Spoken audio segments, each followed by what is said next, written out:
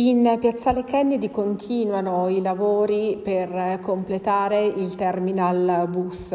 e dall'altra parte, cioè in Viale Milano, dove il terminal bus è stato trasferito ormai da tempo, sale la protesta da parte degli utenti per avere condizioni migliori dove attendere l'autobus, in particolare alle 13:30, cioè all'uscita dalle scuole, quando nell'area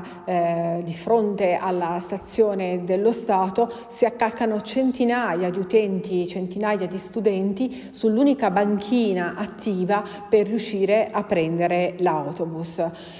Disagi che vengono manifestati anche dagli autisti di Autolinee Varesine per le condizioni di sicurezza che reputano non essere altissime, soprattutto perché in quell'area spesso gli automobilisti transitano mettendo quindi a rischio i pedoni e comunque potendo provocare incidenti. I lavori in Piazzale Kennedy, assicurano in comune, dovrebbero terminare entro la fine dell'anno.